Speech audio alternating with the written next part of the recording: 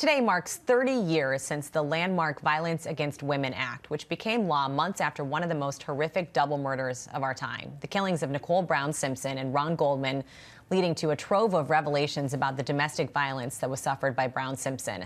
The law was championed by then-Senator Joe Biden, who first introduced it 4 years earlier in 1990.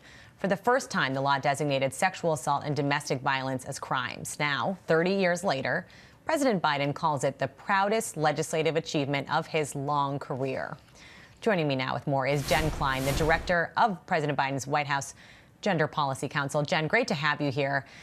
Talk about the significance of this law 30 years later and what it's done to, when you look at kind of the numbers and the data, to reduce domestic violence rates. Yeah, thanks. Starting with the numbers, according to the Department of Justice, between 1993 and 2022, which is the most recent year we have data for, the reported domestic violence rate dropped by 67%, and the rates of rape and sexual assault declined by almost 56%. And those numbers really speak to the change that this law has brought about. As you said, it was passed in 1994, signed into law by President Clinton. President Biden had been working on it as a young senator back since 1990. And what he set out to do, which I really think he accomplished, and these numbers really show how the world has changed, was not only to pass a law and to change laws and policies, but also to change the real culture around domestic violence and other sexual assault in this country.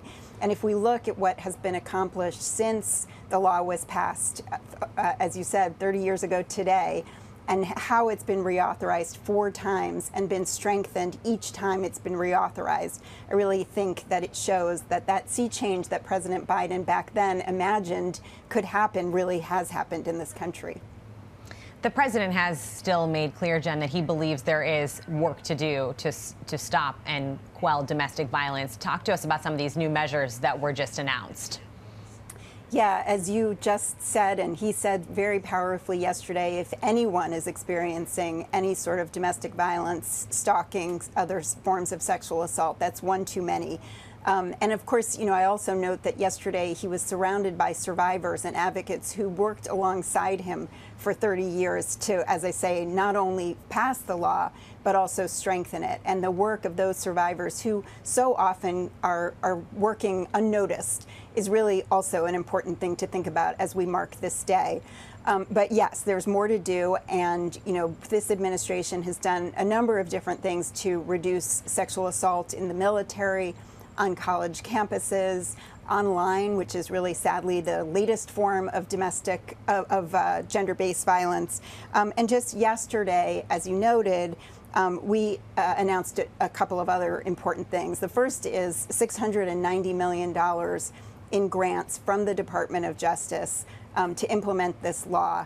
And that's the highest funding level ever for the Violence Against Women Act. We also announced a series of measures to address online harassment and abuse, including voluntary commitments from AI companies that are taking on technology-facilitated gender-based violence and image-based abuse in particular, which, as we all know, is sadly rampant across the internet and actually has real consequences for people in their personal lives, personal violence, and also the ability for people to participate fully in society. Another great example of what we announced yesterday is expanded housing protections, guidance from 5 federal agencies to help people who are trying to escape violence. And by the way, gender-based violence is one of the leading forms, or leading causes, of homelessness in children with families. So what we're trying to do is make it clear to survivors how they can use federal housing protections to escape the violence that they're in.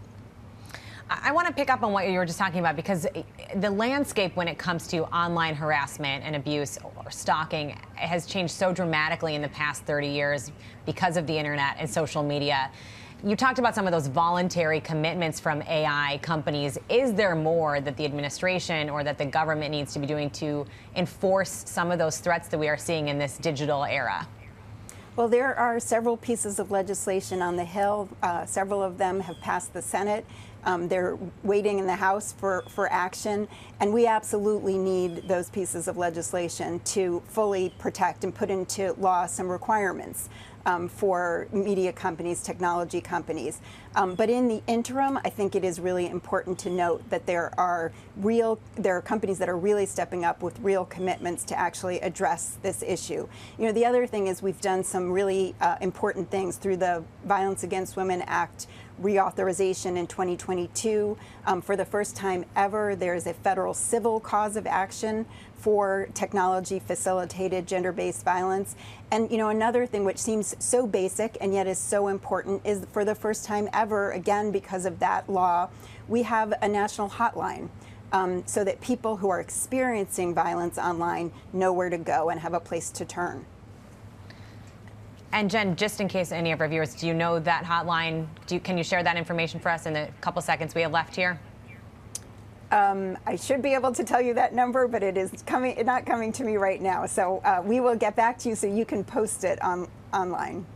We appreciate it. Jen Klein at the White House, thank you so much. Thank you.